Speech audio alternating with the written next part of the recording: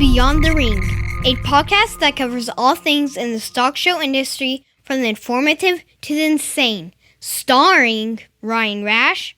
The only thing we have to fear is fear itself and stupidity. Be scared shitless of stupidity. And Dale Hummel. The biggest secret to success is simply taking action. Now on with the show. Welcome to Beyond the Ring. This is Dale Hummel, along with co-star Ryan Rash. Hello. It is a good week. Okay, you keep telling yourself I have that. something I would like to start current events off with, if you don't mind. Go right ahead.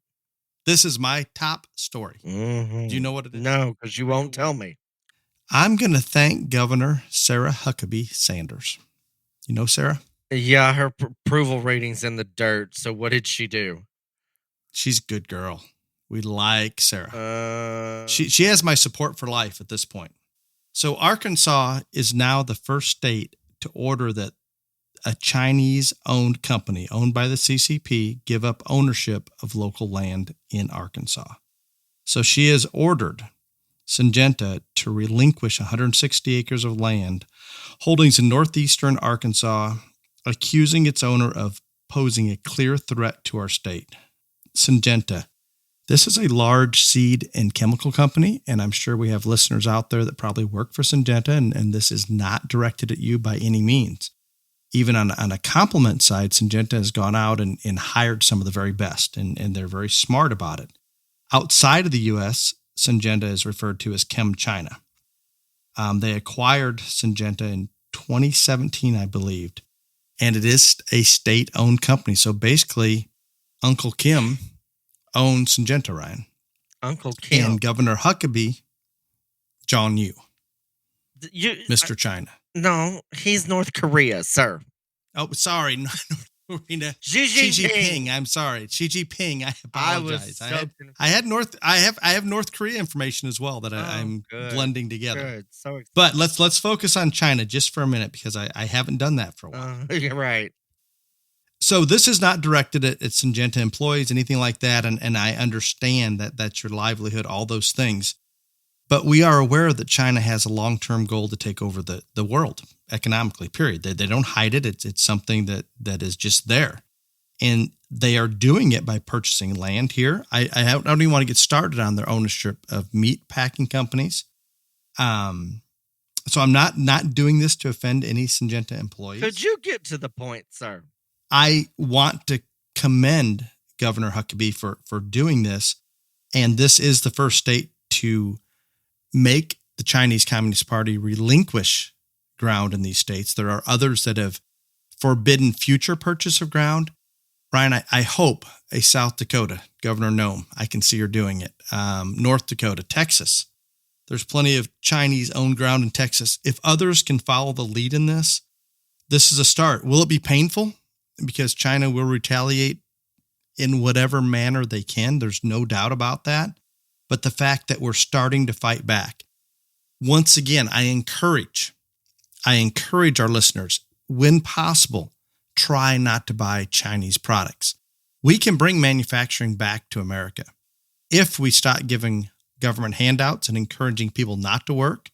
If we step up with the labor force, bring manufacturing back, shut down that Chinese economy, they will not take over the world. And I guarantee you, we are the roadblock, the only roadblock from China doing this. We have to pull our heads out of our ass and start putting America first. And Governor Huckabee's doing that. Do you approve or disapprove of her action?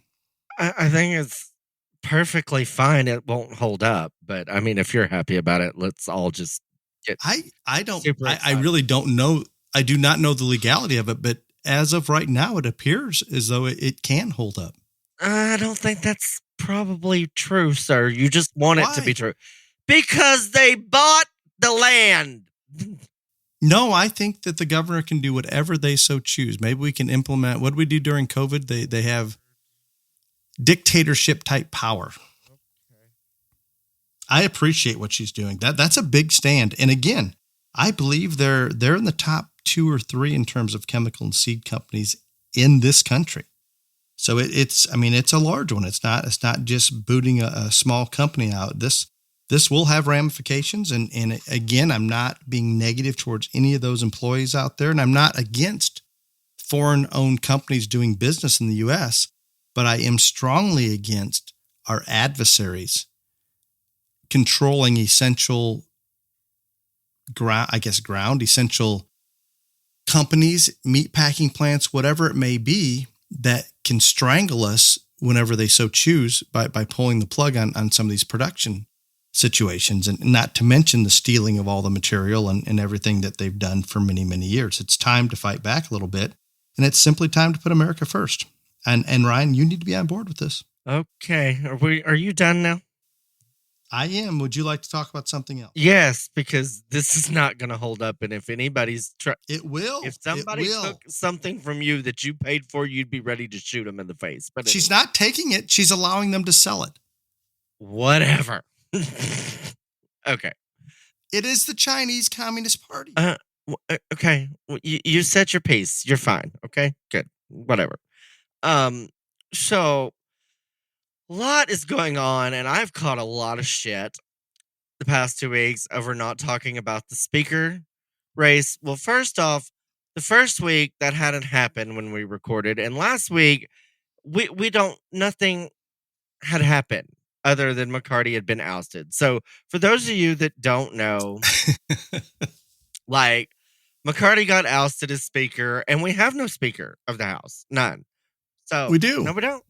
No, we have a speaker pro tem. We have a speaker pro tem. We do not have a speaker. The speaker pro tem has no power to do anything other than to supervise the election of a new speaker. But he could be granted the power. Yeah, but he doesn't have any right now. And McCarty got ousted. I'm not going to rehash whether I think McCarty should have got ousted or should not have got ousted. All I'm going to say is he made a deal with Matt Gaetz to get him the remaining votes to be speaker, and he broke his deal with Matt Gaetz, and Matt Gaetz got him ousted. Now, do I think that was what was best for America and the Republican Party? Probably not. But you make a deal and you don't stick to the deal. Shit happens sometimes. So that's that. The long and well, can we get past that and elect a good conservative? Evidently not.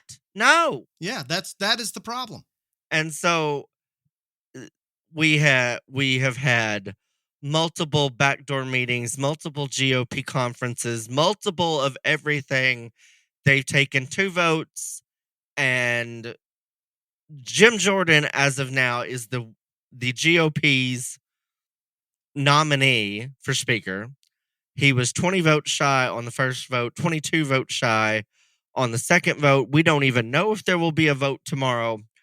I have 2 points on this.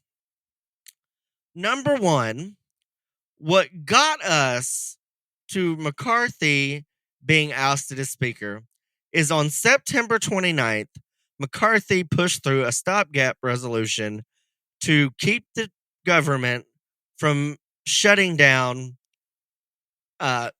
till like November 14th.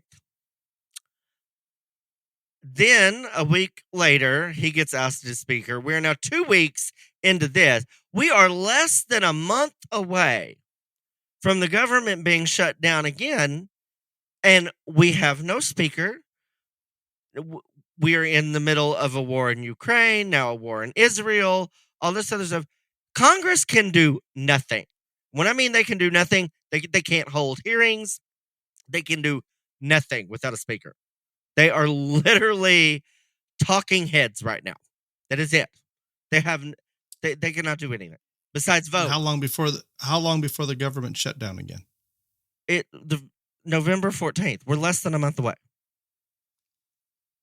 I think. Well, I think it's ridiculous. I would like to finish my second point, sir.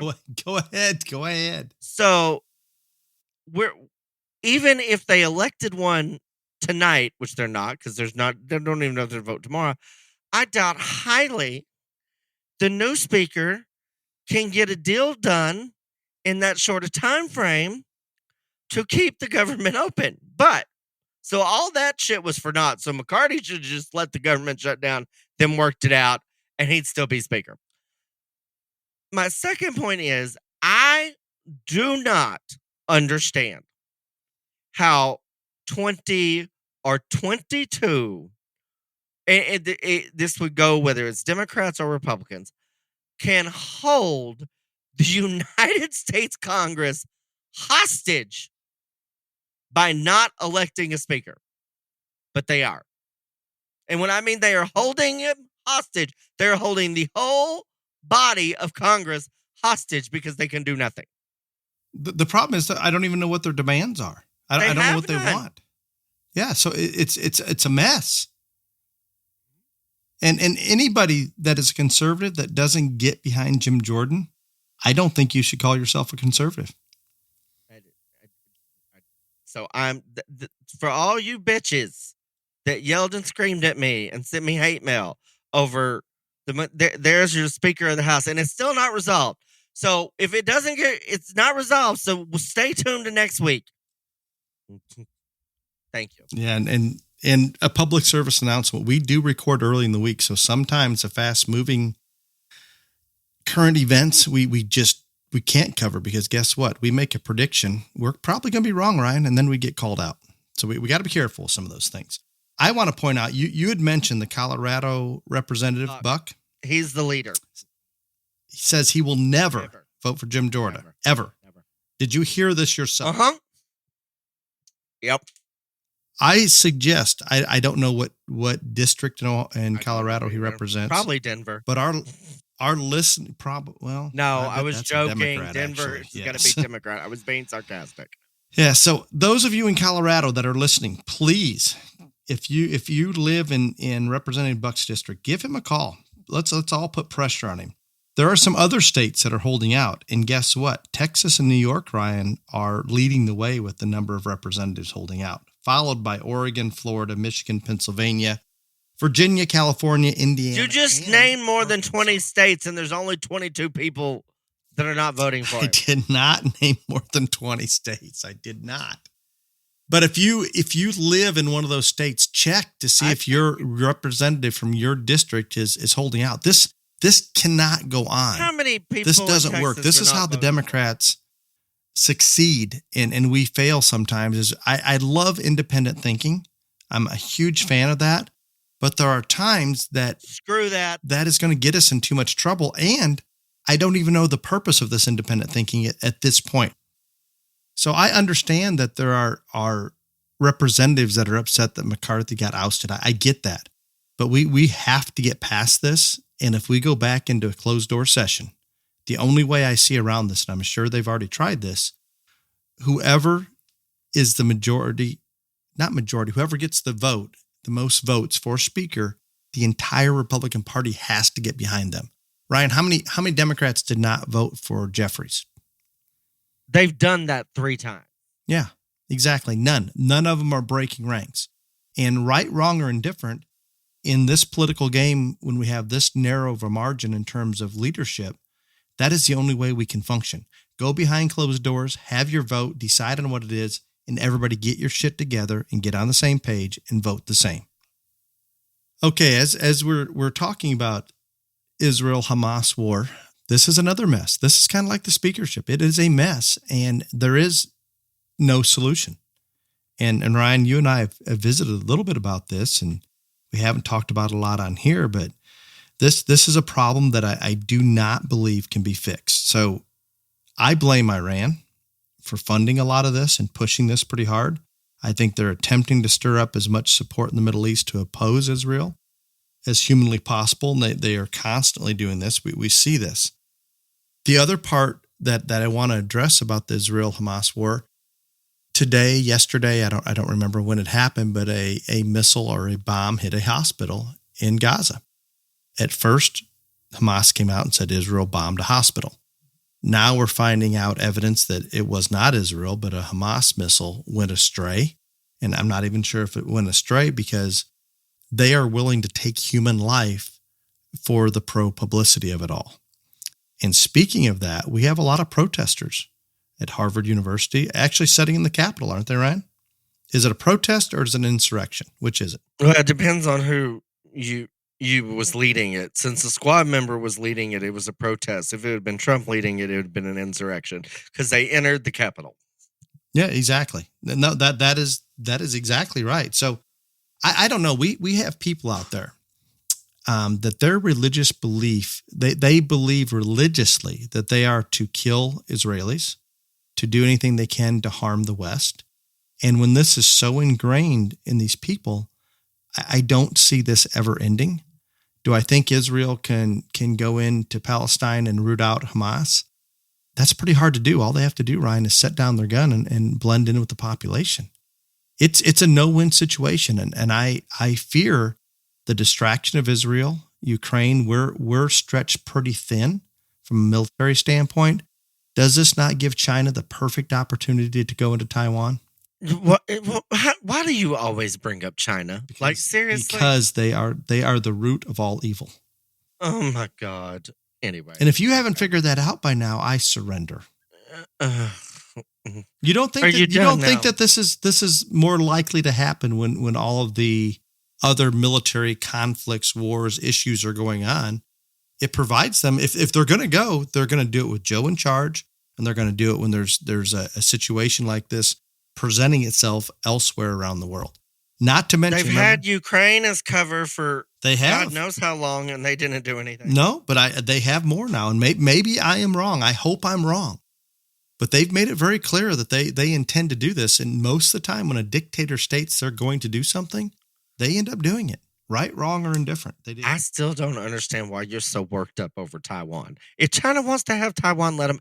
They're leaving us the hell alone then. No, that is not how it works. That is someday. Okay. So anyway, I don't. Are you ready for something more positive? This is just mess. So yeah, I think you should go straight to BTR JLA. Okay, wonderful. So this week we are going to highlight the top 10 novice sheep exhibitors. And in first, from Ohio, Betsy Young Peter. Second, Ryder Middle Mist of Montana. Third, Eli Hambrick of Arizona. Fourth, Dallas. I'm going to mess up your last name. Krebbean? You did. Yep, you did. Ohio. I'm sorry, Dallas. Fifth place is, whoa. You did not go over these at a time, did you? No, I did not at all. And Cohen Hill, sixth place.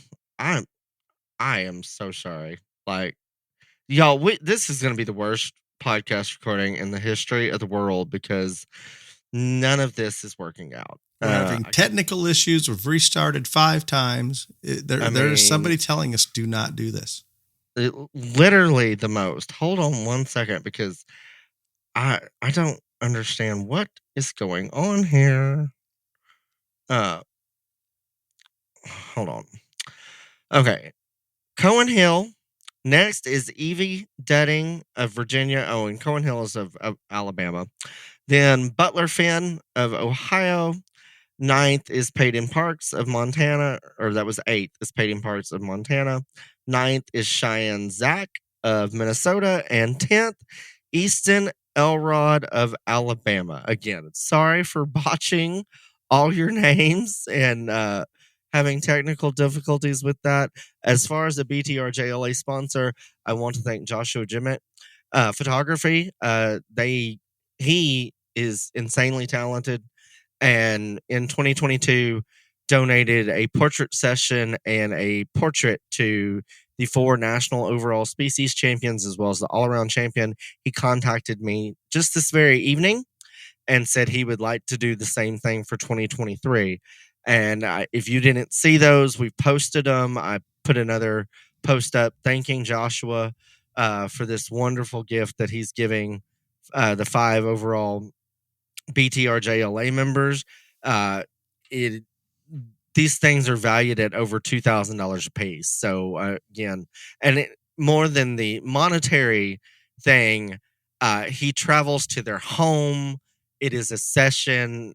They incorporate all of these things, not just of an animal, but from these kids' past. It is literally something that that family and that BTRJLE member will treasure their entire lifetime. And for him to do this not only last year, but again this year, I just cannot say thank you enough. But thank you so much, Joshua. We greatly appreciate it.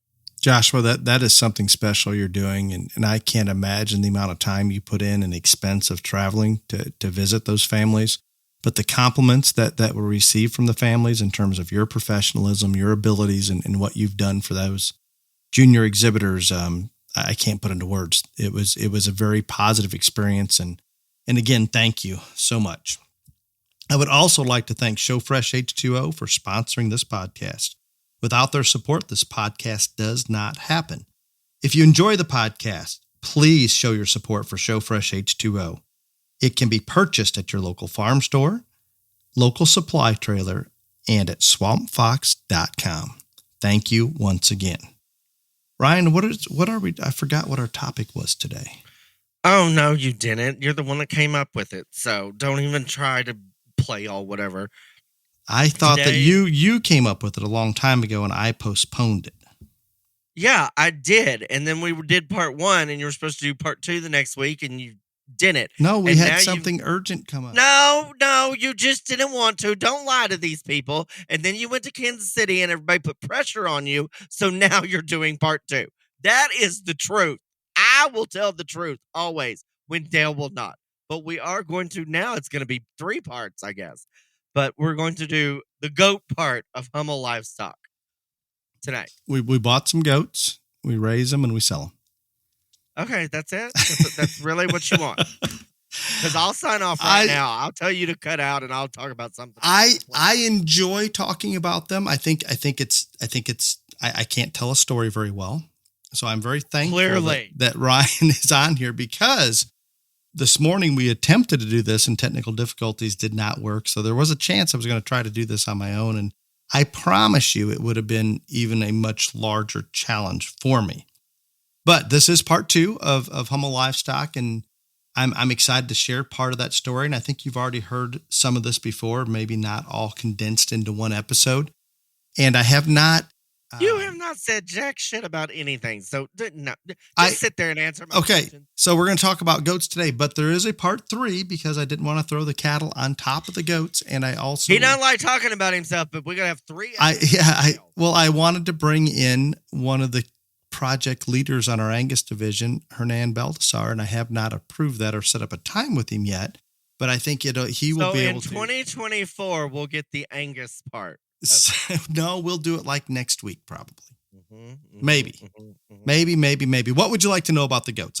Would you just shut up and answer my question? I can answer any question about goats. Wonderful. So I want to know, and you need to be very short in these answers because I have lots of questions. Oh my. You don't tell a story anyway, so this should be easy. Why did you choose goats? I don't know. I'll do my best to answer. I'll do my best to try to answer it. But that would not have, in all seriousness, that was not on my radar at all most of my life. The entire time I grew up showing, you definitely did not want to show a goat. It's pretty much just going to be a dairy goat, and that wasn't something that traditionally stock show livestock people on our side did. It just wasn't. So that wasn't an option. Later in life, I was coaching and teaching at Joliet Junior College. And because of my trips to Texas for various contests and other things, it was very clear that the popularity of showing goats was growing. Ryan was a part of that. He showed some of the very first goats to come into the United States, I believe. And somehow, and Ryan could address it better than I, but it really took off in the state of Texas, maybe a little bit of overflow into Oklahoma, but the rest of the country just was not on board yet. My thoughts were, if it took off that strongly in Texas, that, hey, we could make this work outside of Texas. And that was about as much thought as I put into it in terms of the potential of it. But getting the rest of the world to get on board, that was going to be much more of a challenge. And I should back up just a second. My wife, Holly, and I took quite a bit of time off to focus on the Savannah cat business in order to raise enough equity that we could purchase, come back. It was always our intent to come back into the livestock side, But if we could accumulate enough dollars and save that away, that once we decided what species and what breed or what direction we were going to go, that we could come in at the highest level possible. And we threw the idea out, well, let's go look at some goats in Texas. And it took us over a year of searching through different goat operations in Texas. And that included our manager, Craig Benoit, myself, and my wife, Holly. And we tried to research and study as much as we possibly could. And we kept coming back to one operation that we thought, and we had no goat knowledge, no goat experience, but we found one that was way unique. They were just good livestock. They were animals that I thought would appeal to families that were showing livestock outside of Texas and maybe could become popular, and that was Kelly meat goats. And that is the one that we decided to purchase. I can remember I told Mike Kelly I would offer him an insane amount of money for 20 of his best does and access to his bucks. Ryan, you know what he told me? No. He did say no many times, and he said that will cost you as much as buying the entire operation. Mike Kelly was a brilliant person in terms of breeding goats and was very controlling over where his genetics went. He basically did not sell does. He did not sell bucks. He kept most of his doe kids back, and he weathered all the bucks to sell as show goats and kept a few back for their own purpose. So those genetics were pretty tied up. And he's right. By selling me 20 of his best does and access to his bucks, he has just released all of those genetics and devalued what he had there. So quite a while went past. I'd say we had built that relationship, and we actually bought part interest of a buck and maybe a doe or two, and we're slowly building that relationship when one day we were in Florida and received a phone call that he wanted to sell the entire goat operation and was going to offer it to us. And we jumped on. And you left Florida. No, and went to the bank. No, I did not. We sent Craig. He was maybe 20 years old. I don't know. He wasn't very old. I said, Craig, go down to Texas and see if we can't negotiate a deal, and we're going to buy some meat goats and bring them back to Illinois. And we did not put enough thought into what it was going to take to raise goats in Illinois' climate at that time. Okay, sir. Yes. I'm going to repeat again. My next question, shorter answers. Shorter. I will do better. Answers. I will do better. And you just did tell a story, by the way. It wasn't very good, you though. You told multiple stories in that, by the way. Multiple. I will get down to just... So I don't want to hear that you can't tell a story because you told 3 in the course of one answer. All right. So that leads me to my next question, which you were about to answer anyway, but I had to get it in. So that's why. You really didn't say why. But anyway, you told us how. I want to know when... I don't even think they were showing goats in Oklahoma, to be real honest. But what in you thought, okay, I'm going to buy a herd, this herd, any herd. I'm going to take these things to the northern tundra of Illinois, and I'm going to make people in Texas, because that's the only place we're showing, come up there and buy my goats, and I'm going to convince all these other states to show goats. I need to know how that happened. Okay. To begin with, I thought there would be enough following from those that were purchasing Kelly goats in Texas that maybe they would be willing to buy from a Yankee. I was wrong. There were only a couple families that came with us and actually bought goats back into Texas. Fortunately, over the years, we've really fostered those relationships, and attending every Texas major for as long as I can remember, we've built a great family stock show base in Texas that buys from us. My thoughts on bringing them to Illinois and exposing the rest of the world to it were several-fold, but the fact that those goats that we purchased at that time were so much different than anything else out there that I could find, so much more unique, tight-hided, good skeleton, actually had some muscular shape and kind of a round body shape. There just weren't other goats like it. He had brought different genetics together to create a market goat that looked like nothing else. And if my prediction was right and the trend was going to continue to go that way in terms of the type they selected in Texas, that popularity could grow because it already happened in the state of Texas, that we could make that happen. But the only way to do it is bring goats up that looked more like show livestock than your traditional goat. Once we got up here, we didn't know how to clip a goat. We brought your friend Creed Garrett in for a while. He had clipped on some goats, but for the most part, his background was in the cattle business, and Craig's background was cattle. We just didn't have we didn't know how to clip a goat, so we fit them like cattle. These genetics had great hair on them. And once we fit some of these goats up and pictured them more like you'd picture other livestock, different than what had been done in the goat industry at that point, and put those out on social media, it went crazy for a while. And I'd call it luck, call it whatever you want. But that social media exposure basically opened the doors for a lot of people that were showing cattle, sheep, or hogs to entertain the idea of showing a goat, when just a couple of years prior to that, they would have laughed at somebody showing a goat. And fortunately, it went from... I laughed at myself showing a goat. Exactly. And it was much worse here. Not my idea. Much worse here. That they basically went from the backseat to being trendy, and they've been somewhat trendy ever since. And it's been really, really good. And I'm so thankful that the rest of the country opened their barns up and brought goats in. And now I'm going to say it's pretty mainstream. I think it's definitely mainstream. And I think one of the points that you brought up right there, that, in terms of being trendy, I don't think there is a trendier species in showing than goats. And I will keep my mouth shut about that for now. But I do think that there is, without a doubt, that is the trendiest species there is. So again, you take these little... And number one, I don't understand how you didn't know how to clip a goat, because all you do is like slick shear it and fit its legs. But anyway, that's me. There were does with hair as well. Okay, well, anyway. So when you get them to the frozen tundra of Kayberry, Illinois, and again, because I've got several more questions. Give me your 3 biggest production challenges. When we brought them, we did not have a facility acquired that could house that many come with the winter months, and we just assumed we would find something. Fortunately, I did have a former student that purchased a farm that had a laying hen facility, a big chicken barn.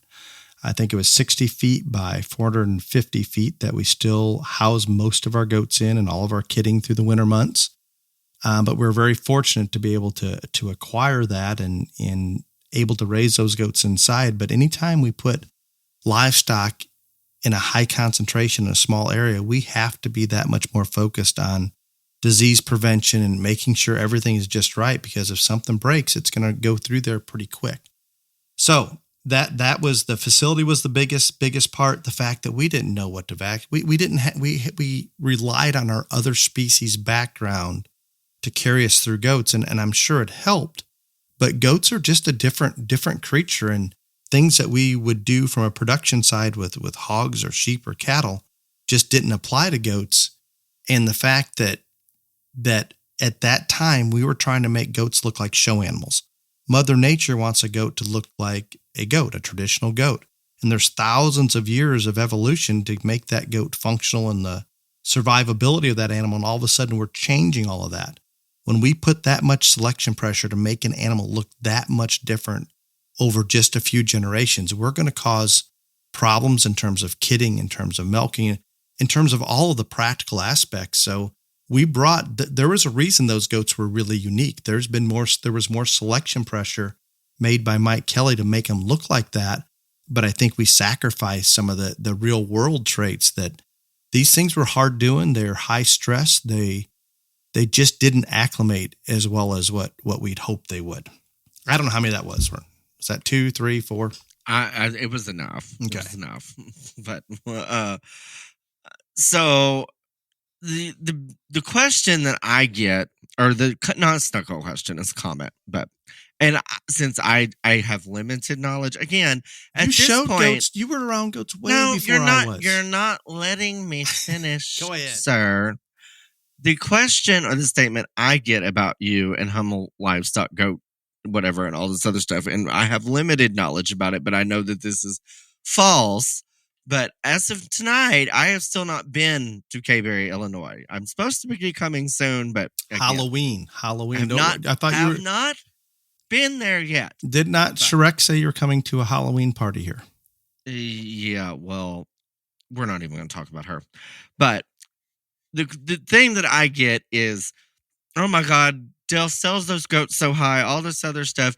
He must be making killing, all this other stuff. And I do not say that you do not make a nice living or whatever, but like, I also know that these, from the outside looking in, it is not nearly as lucrative as what people want to make it believe. Or that at least you tell me every sale night that you just hope you have enough money to buy groceries for the week. So, well, I don't know that it's quite down to buying groceries or not. And we do then why do you say those things? Because I always get nervous and I worry and all those things. Luckily, our Savannah cat business has done well and continues to do well. And we've been very fortunate in the goat business that it's done as well for us in terms of sales and success across the country for many years. And it's difficult to climb to the top and then stay up at that level for as long as we have. And we're very, very fortunate to be able to do that.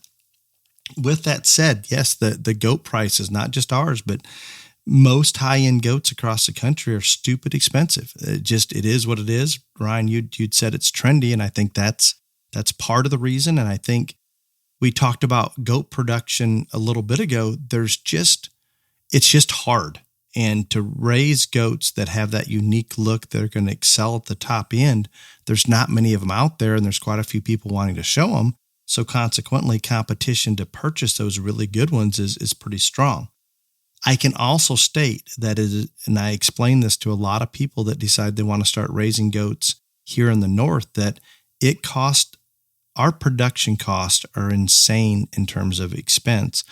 The amount of money that we have invested in each of those kids that hits the ground is large.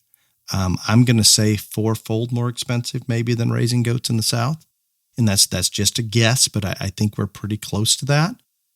And the amount of money and time we put into our embryo transfer program, our customer service in terms of traveling around the country to assist families at shows, advertising budget, we would throw that into there. It's staggering the amount of money and expense that goes into it. But fortunately, the key to our success from a business model, and yes, this is our love, it is our passion, but it is also a business. And our income is solely derived from selling animals, period. That's the only way we generate income for our family. When we sell those goats at whatever prices, hopefully we have enough to cover the expenses and all those things. But I can tell you, unlike a lot of show operations out there have other funding, and we do have the cat business money that helped us buy these goats and helped us get started. But it is a self-standing entity right now that is a business, and it has been profitable, and we hope that it continue to do so. What I'm trying to get at is the key to that. Other than selling, let's say, a lot of show operations, Ryan, and you could help me here a little bit, especially on the cattle side, but I think it applies to cattle, sheep, hogs, and even goats. Most people are probably going to sell their top 20, 30, maybe 40% as show animals is my best estimate, where we sell 100% of the kids born, barring they hurt themselves or injure themselves or something like that. And it's not necessarily those top handful of goats that bring the most money that allow this business to be profitable, but rather the fact we can sell top to bottom. And I think it also benefits us that we have a wider range of clientele, that here's people buying to go to try to succeed at a national show, but we'll also have those goats that are really suited just to go to that county or local jackpot show. But selling top to bottom has been good to us. Expense is much, much greater than what anybody could anticipate. Well, I have that wasn't short. That was not short. No, you're not good at this. But anyway, you're better at telling a story than making short answers. So I have several more, but I'm saving the big two for the end because I'm gonna hit you hard at the end. I'm letting you off easy right now. But anyway, okay. So the one thing that I think that you do exceptional at, and everybody knows I do not like to tell you that you do exceptional at anything, but your customer service is kind of something that like it's and I guess if I was purchasing a goat, I would probably be like, you need to leave me alone some because you are very It's not nice. hands on. And I was very hands on when I was brokering these things. And I had families tell me every day, you need to leave me alone. So, but go in and again, briefly, like you send out protocols, all this other stuff. You'll travel to every show, whatever. Give the people a little bit on your customer service. Well, I think we have some dogs welcoming the customer service part of it here. I think it's really almost become part of our brand, and I think it brings buyers to the table for us, and I think it helps retain buyers because ultimately, I think there's a big void in the stock show industry across species, and even more so in goats because they're relatively new compared to the other species. But people are starving for information, wanting to understand how to feed better, maybe wanting to know how to clip or get that one fit properly or trying to fit that animal to the judge. All of these things that Ryan, you and I talk about on here, there's not always a place for that new family or even a family that's just been shown for a couple of years to go and get some of this information. And I have found that if we provide this information via protocol, I tell our clients that if you reach out via text or call, I'm going to pick up the phone and respond. And unfortunately, we just don't have a lot of people in this business or even other businesses that are willing to do those things. And it does take a lot of time. And we've got a wonderful team here. My daughter, Tara, spends a lot of time on FaceTime working with showmanship with exhibitors across the country. Craig entertains a lot of clipping and fitting questions. I take a lot of the feeding questions. And as a group, we can work together and provide some of this information that maybe is harder for some of the families to access without that type of support. I do tell our families, in my defense, that we will help you as much or as little as you would like. We have families that we sell to that I never hear from again. And if I don't hear from them, I do send a protocol, but that's perfectly fine. And there's families out there that are more capable of feeding, managing, fitting than what we are. And that's great. We love that. It's just, here you go, do your own thing. And we're excited to support you at the show and cheer for you and all those things. And we have other families that maybe this is their first year showing a goat and they're going to want a lot of that information. If anything that I would like to get across to any of our customers that may be listening, a lot of them say, well, I don't want to reach out because I don't want to bother you. Well, guess what? This is my job. This is what we do for our livelihood. Reach out. You bought a goat. That's part of it. I am here to answer your questions. Craig's here to answer your questions. Tara can help out. All of those things come into play, and we want to make you succeed. And I guess the bottom line is, as a breeder and as a father of kids that are involved in the stock show industry, if we can make the stock show experience more as positive as possible for each of those families out there, they're going to want to stay in this industry longer. Their kids are going to in turn want to stay in it longer, and hopefully their kids, and it just continues to propagate itself. So I think if I can encourage others, not other breeders, other enthusiasts, everybody, let's try to help each other out and let's make this as positive an experience as we can. And that all starts for us before they buy the goat. If we can have a conversation with a future or potential client and they can explain, here's where our goals are, here's a relative budget, is it realistic to meet these goals? And it may be to go to their county fair and try to find success and maybe a local jackpot. It may be somebody says, hey, I want to win Arizona National, or I want to win Louisville, or whatever it may be. We can better guide you into the goats that fit what your goals are. And if we don't have one that fits your budget that time, we're very open and honest that there isn't one there. A lot of times I will send out a list of, here's, with your goals in mind, here are the goats in the sale in the order that I think would work best for you. If they stay in your budget, these are the lots that I recommend. And that is really appreciated. And I think we have more return clients because we are trying to fit that goat to what their goals are, if at all possible, with a lot of follow-up. not short again. No. So again, so I'm gonna hit you with one of the two tougher questions, and you're gonna not like this one at all, and you're gonna dance all around it and try to give me some stupid I will answer. give you a direct answer. No, you won't. No, you won't.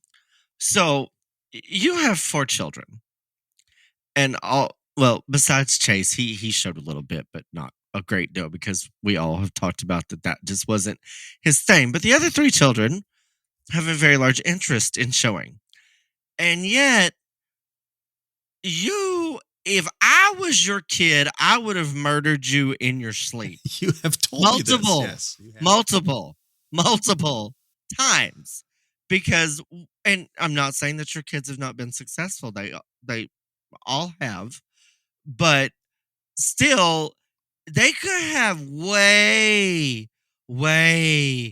more success if you wouldn't sell as many as you do. And what I want to hear from you is, how do you explain that to them? How did you make that decision? Because there are, and don't just tell me some bullshit answer, because everybody else that has kids in this business, their kids get the best ones and they get to succeed and whatever, and they still sell and are profitable, all this other stuff. So you're not going to weasel your way out of this, because I think you should be reported to Child Protective Services. You have told me this many times, and my children, by the way, and something about child labor laws. You've gone. Yes, child labor law. That's Child Protective Services too. Yes. My kids have had a lot of success. Some more than others, and I can share a story because I'm such a storyteller. Katie is the only one we have showing right now, our youngest daughter, and up until now, she's been able to show or allowed to show. But early on, we would only have our children show at our state fair, and not always in the junior show, sometimes just the open show, depending on if we sold goats within the state, and at national shows, to not compete against goats at jackpots that we've sold, and try to be as courteous as we can. And generally speaking, when people come to look at the goats, here's a couple that we kept back for our kids, and we're very open. Here they are. You can look at them, all of those things. How do we decide what they're going to show, and why don't we just peel the absolute best off for them each time?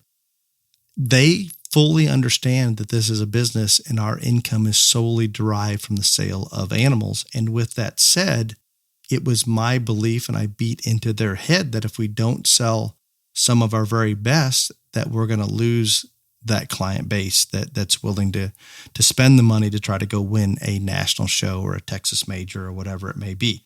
So I'm not saying that we don't keep some really good ones sometimes, but we do make it a habit to try to at least let several of those go, and then come in maybe at the next tier. We may have some that are a little skinny or a little green that I think have potential that wouldn't sell well anyway. So we take it a lot of different directions. But back to the story on Katie, we kept a pretty nice light-headed wether back from our goats or a kid crop this year for her. We did not offer it in the sale, and it was probably in the top few goats that we had to sell. So we did keep one. She wins the ABGA Junior National with this goat. And it was a very emotional experience because we have not kept a bunch of really good ones back for her in recent years. So that was, in her mind, one of her first big wins. And she was just absolutely thrilled to have it. I did remind her on the way home that she won the North American at the age of 9. The problem with that is she had no idea what she'd accomplished, and at this point doesn't even have that great of a memory from it. And that's unfortunate, but hopefully that answers it, that it is a business first. And I think our kids can get a lot of experience. They don't always have to win. Do we always prepare and do everything possible in the barn to put ourselves in a position to win? Absolutely. And I think, Ryan, we've allowed them to keep some pretty nice ones back that they're content. Now, with that said, we'll be down the barn. I'd have murdered your ass. And there are arguments amongst the family which ones we're going to keep, and the kids would prefer to keep the absolute best every time. And the simple solution is, I say, guys, if you want that one that bad, you have a bank account. It will be in the sale. You can buy it. And you know what I would do to you? I would shoot you in your face. Your mother did not make you do that? No. Mm-mm. She should have. She really didn't do anything. This was all JBC. JBC would have taught me anything I ever wanted. You would have more respect for the dollar and not fly first class all the time if you had to buy. I am just telling you that you should thank your lucky stars every single day. If that you were not my child. Because this would not have worked out. Understand. So, in this one, I'm really going to hold you to, because this, again, and I tell you all the time that you're a hypocrite, but so here you are, you create a breed of cat, and you raise the most exotic looking show goats that are out there. And again, not every judge likes exotic looking ones, but I don't think there are many people that are going to argue the fact that you have the most exotic looking show goats. That's just kind of where it is. And then, on the other hand, moving towards part 3, since this is my final whatever, then I'm going to give a statement about all this after you answer this. Great. That's great. You go to Argentina and you buy these stout, very dimensional, good-footed, Angus real world that are ugly. No, not ugly. They still have enough look. Not much. Oh, what about Argentine? Okay, Augie is different. Anyway, you're not letting me finish. You keep interrupting me. So, and you start a whole different breed of cat. On the show go in, you're the wild, unique looking ones that are completely opposite from the large majority of them. And then in the Angus deal, we're going the opposite direction, because Angus in the United States are known for being very attractive, good-looking animals. And you're going the complete opposite direction. How do you sleep at night, sir? Like, what goes through your brain? You are a hypocrite, and there's no way you're convincing me otherwise. I am not a hypocrite from the standpoint that I've admitted to this from the beginning. Anytime you've asked me, have I ever changed or pretended like I tried to make goats practical? Ever? No, because they're not. And I've always had a very strong push towards the real world, practical, good-footed, shapely side of There is nothing practical about real world about your goat. No, I'm saying no, there is not. And you're right. I take the opposite approach to the cattle. They need to be real world functional. And I want those traits ingrained into them generation after generation. And then let's make them good enough looking to go into the show ring. They don't This is what I have to deal with every single day, listeners. This kind of shit right here. I'm being open about it. You're right. These goats, and not just mine, most of the show goats out there, Ryan, believe it or not. I'm not just saying yours. I'm saying there are no practical show goats. What we are selecting at the national level to win national shows are the most impractical goats on the planet, period. I don't care if it's mine, somebody, it doesn't matter. They are impractical, period. And I accept that. There is no such thing as a practical show goat. No. So what I am getting at is even more than the practical. You have these exotic, cool looking, unique goats, and then we're going to the more practical real world real world cattle. Okay, so to give you a little more justification, I have always been involved in the livestock industry at some point, whether it was coaching a judging team, showing myself, or as a breeder now. Lots of different directions. And maybe it was easier for me to see from a distance because I hadn't been in the trenches of the cattle world for quite some time. And I attended a junior national at Louisville several years ago. And I was aware that we were making them freak necked. And I love a good looking front end. I love all that about them. Lies. And really swooping bellies, and I'm perfectly fine with deep-bodied cattle. That's a good thing. So freak neck, deep-bodied. The problem is, I think that they got caught up in selecting for that because that was easy to select for in the show ring. You don't have to be a brain surgeon type livestock evaluator to find a freak necked one that's swooping in her belly line. to find one that and understand and evaluate movement and dimension and things like that is probably more difficult. So I understand the reason the show ring went that way. And I think breeders, just like I am in the goats, that's what's selling. That's what they're going to breed for. I don't hold them responsible at all for the direction maybe that it went, because they're going to follow the dollars. That's their livelihood, period. I get it. But there became a disconnect between those cattle and real world cattle that actually had some dimension, were flexible in terms of their joints. And I thought there was a great opportunity to come in and push that direction just a little bit with some of these cattle. So yes, you're right. I like cattle real world. I like them easy to maintain. I like them to have some longevity. All those things along with enough look to succeed in the show ring. In the goats, it is all about making that goat that wins the show, period, because I'm going to try to justify it. It probably won't work. I never grew up around commercial goat production. I didn't even know what it was. I know it exists. We buy recips from those commercial producers. So there is commercial, and it's a great market, and there's a huge demand for goat meat in the U.S. But I don't consider that, and again, it's just me playing games in my mind to justify it. I don't consider that is further removed.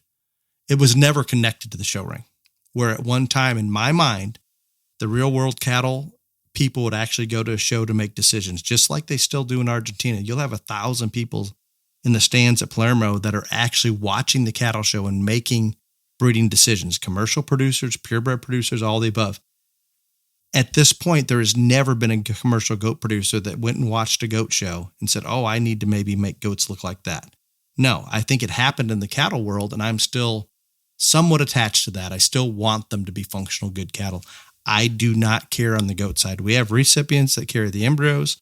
They raise the babies. All of it's good. And I'm going to be the first one to say these freaky looking goats that are accepted by the families that have never shown goats. And if we wouldn't have brought this kind of goat in, if we'd have brought a traditional looking goat up to the north, Ryan, do you think those cattle, sheep, and hog families would have ever embraced those to show them?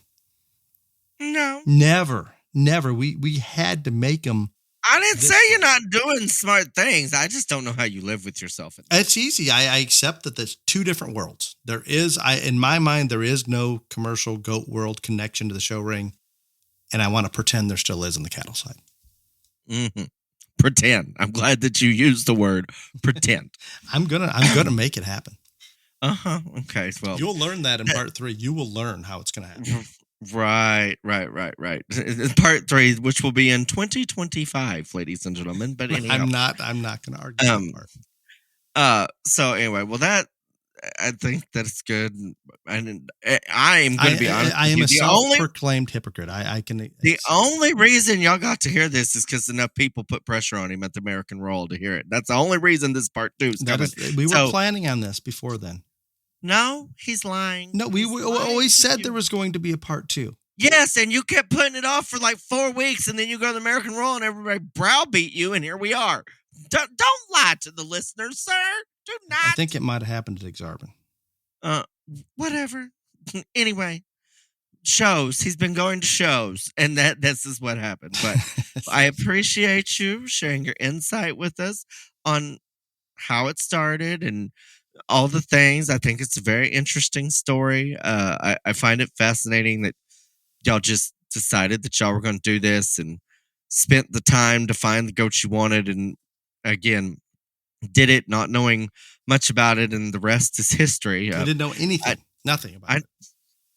Nothing about it, right? And I've been extremely successful, and like I said, the rest is history. But I have always found it fascinating. I'm glad that the listeners will finally get to hear about it. And again, I give you a lot of shit, and I'm always going to, but I appreciate that you at least admit that there is no such thing as a real world goat in the show ring and all this other stuff. And I think also when you touched on the trend stuff earlier, I think because even though goats aren't new, there's easily the newest species that we are doing in the show ring by far.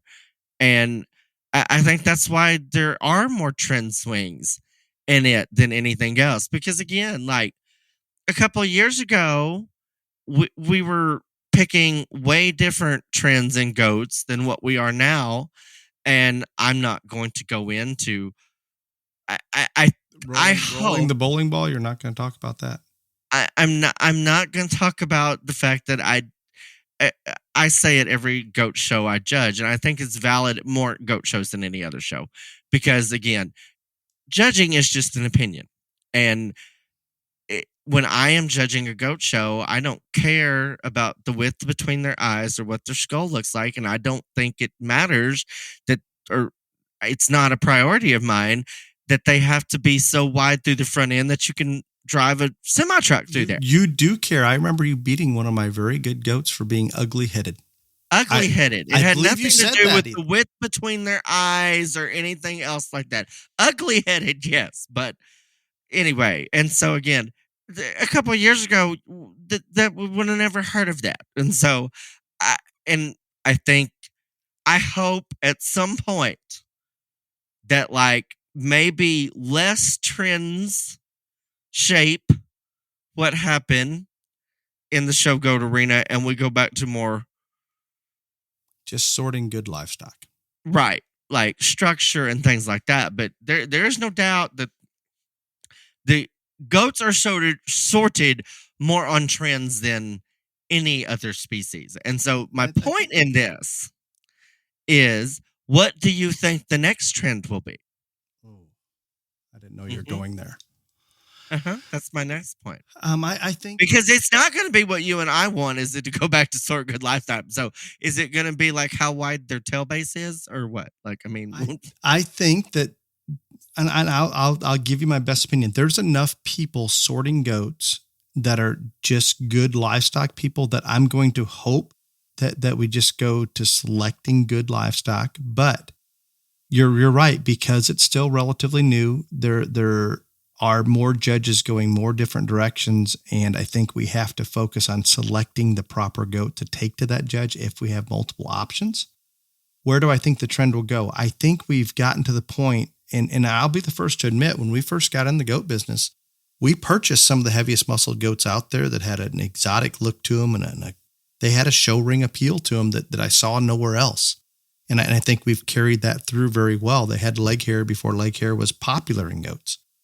But I think we've selected so hard, almost single trait selected for muscle, and now we're single trait selecting for just width of chest and width of skeleton, that we've accomplished, and skull. Don't forget skull. And I think that the upper end, the top 20% or so, have enough muscle in the show ring, no question. I think they have enough skeletal width at this point.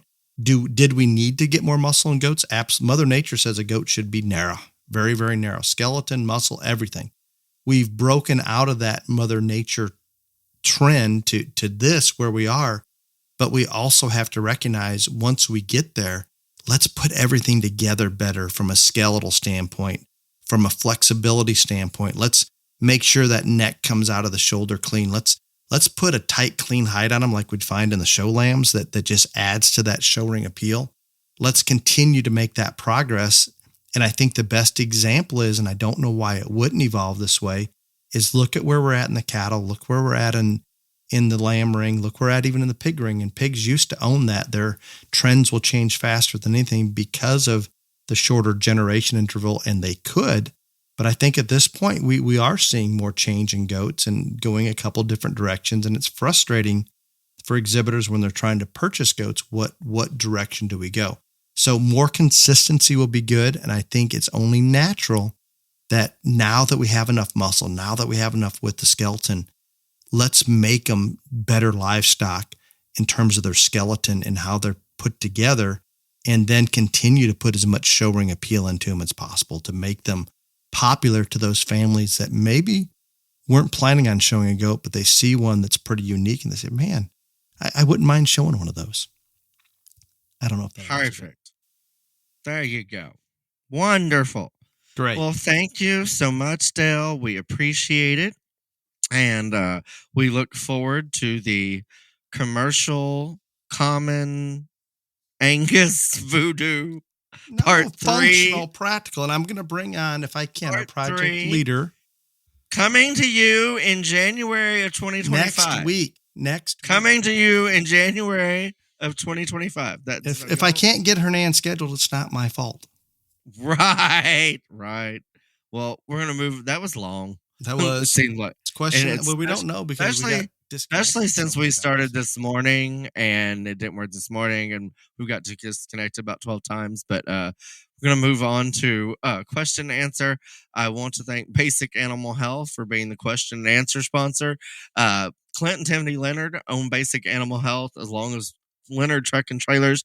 And Tiffany sent me a text message this week saying that while they're having a whole lot of sales, she is not seeing the BTR JLA code come up in those sales. And so if you are going to www.basicanimalhealth.com, please at checkout put in the code BTRJLA, because if you do that, we get a portion of those profits from their products to help pay for the BTRJLA awards. So again, www.basicanimalhealth.com, but make sure you use the BTRJLA code at checkout. They have gut health, show focus, and trailer ride, and they are coming up with new products every day. So thank you, Basic Animal Health. Thank you. And Ryan, you thought some of my answers were long. I have a question that's very long. Mm-hmm. We're going to start off with that one just because it's going to take a bit to read it. Are you ready? Yeah, I'm ready. First off, love the podcast. I look forward to each week. These questions never work out well. This one's all right. My question is this. We have a show heifer that is on high alert all the time. She will lead, tie, stands when rinsed and blown. She is okay with myself and my daughter, but if anyone new or something new enters our show barn or there's something that she is not familiar with, she gets crazy and tries to flee from the situation. There are 5 other show calves in our barn, so she has plenty of company. She is a super nice heifer that needs to see a show ring, but we are unsure about taking her to a show. She has the flight or fight attitude with new things. I have her on a daily attitude supplement, which has helped her, but she is still a basket case, and anything or anybody new. What do you recommend to help her nerves? Do I take her to a show and just leave her on the trailer so she can take in the sights and sounds? Any ideas to help this heifer relax would be greatly appreciated. Thanks. I told you it was long, very long.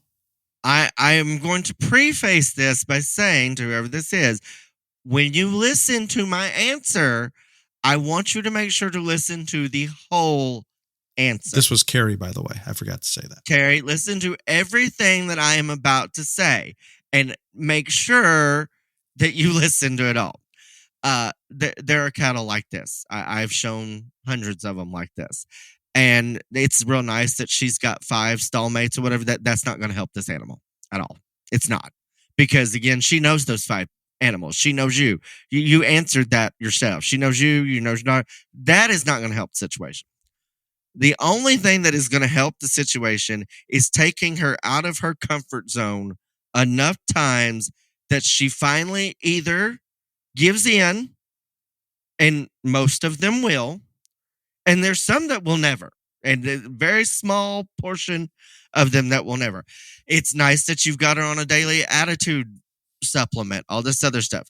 I am going to tell you that there are drugs that you can get prescribed from a veterinarian that you can give to this heifer that will calm her way, way down. Now, if you get these drugs and you give them to this heifer, take her to a show that is not drug testing, because they will not be legal at some shows. Like, you can't use Thorazine at most major shows, Dale. You know what I'm saying? But at a jackpot show that doesn't test for stuff like that, it would be perfectly fine. And maybe that will take the edge off her where she can go to shows, see different things, maybe get her in a ring. But that is my suggestion. There are several drugs out there that are legal to help with this, but make sure that if you're going to take her to a show, that show is either not drug testing or that you have the right documentation from the veterinarian, all this other stuff.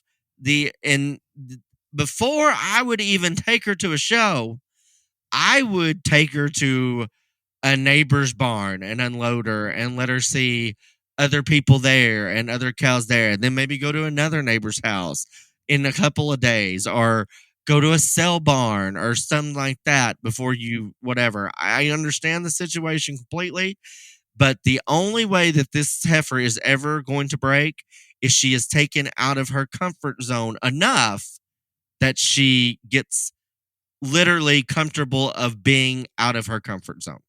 And drugs can't help that. That's a good answer. And I feel your frustration, Carrie. We've had a couple, and we haven't shown a lot of cattle in the last few years, but we've had a couple of those, and it is a challenge, and it is frustrating because you can put a lot of time into it. But I think where Ryan's at, and in terms of getting them used to other people, going to that neighbor, and then the next neighbor, and then the next neighbor, all of those things combined, I hope we're going to help you. Hopefully. Excellent answer. The next one comes from Heather. Question in regards to overshowing. I've watched some recent cattle classes at a couple early shows. I noticed some exhibitors during showing are walking their animals into the setup, then almost immediately start moving feet and ultimately walking out of line, resetting, and sometimes doing it again and again. Why? What would be the purpose if the animal is set up and positioned from the start?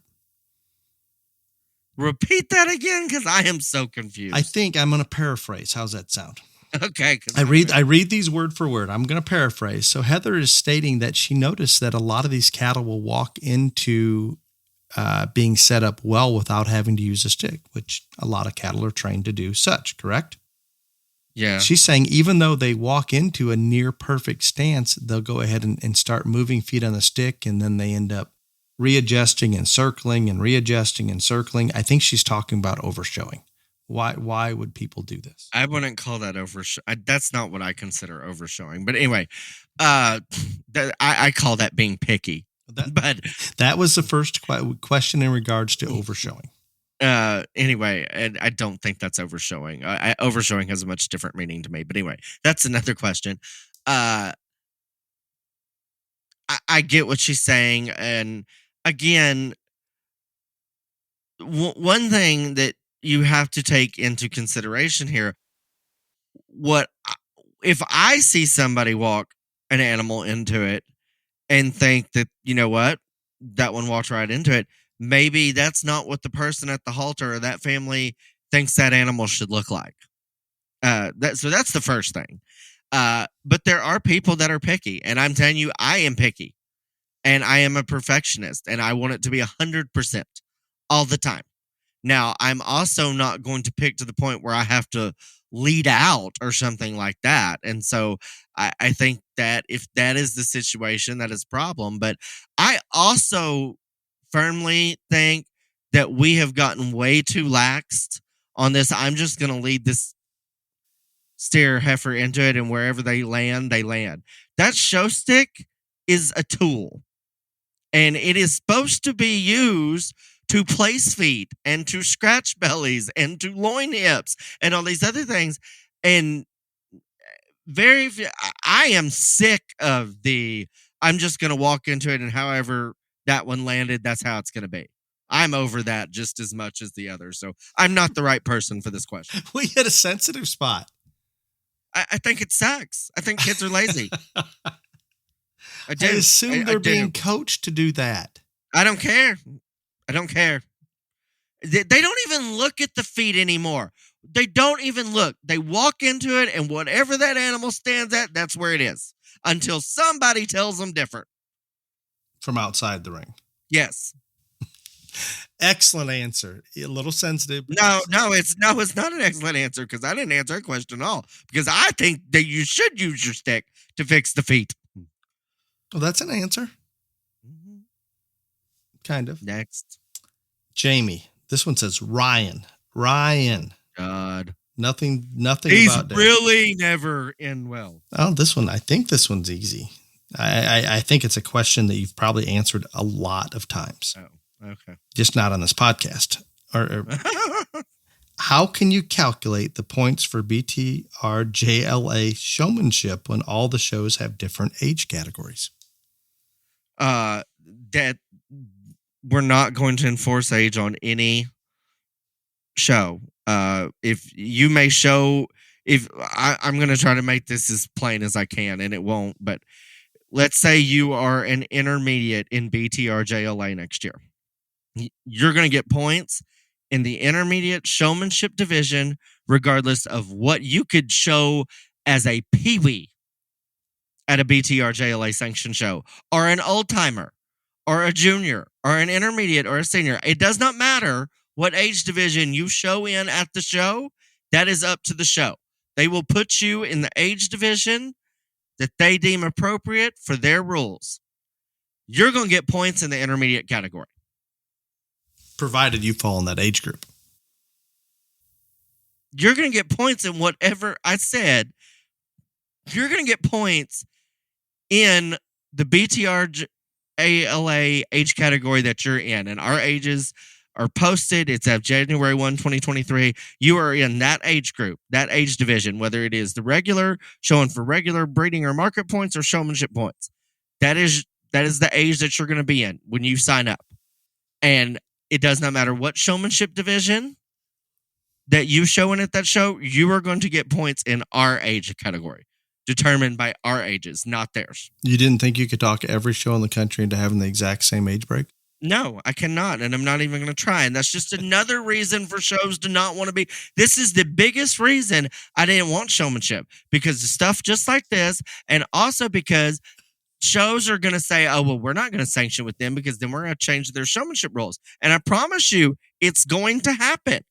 But even though they do not have to change anything. Even though they do not have to. They do not change anything. Nor do you even encourage it. They don't even have to pay. No, I don't encourage it. And they don't even have to pay a showmanship sanctioning fee. They're going to get that for free.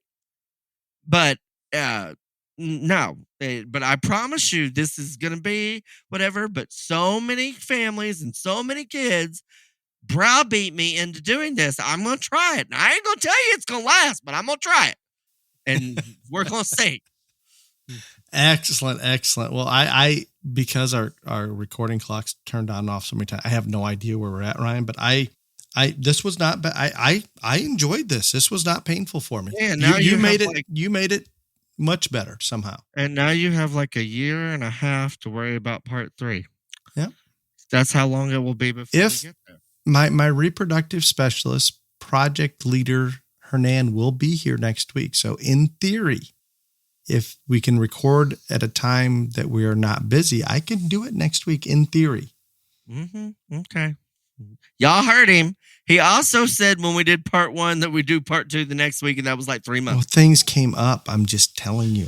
Uh-huh. Okay. Thank you for tonight and all the frustrations. Thank you, Clifton. He was trying to it's been a mess today. Clifton may quit on us after this. No, I think he's done. This may be the last one. He's done. He's gone. Out of here. Clifton may quit, so. Until next week, be safe. Y'all come back now, you hear?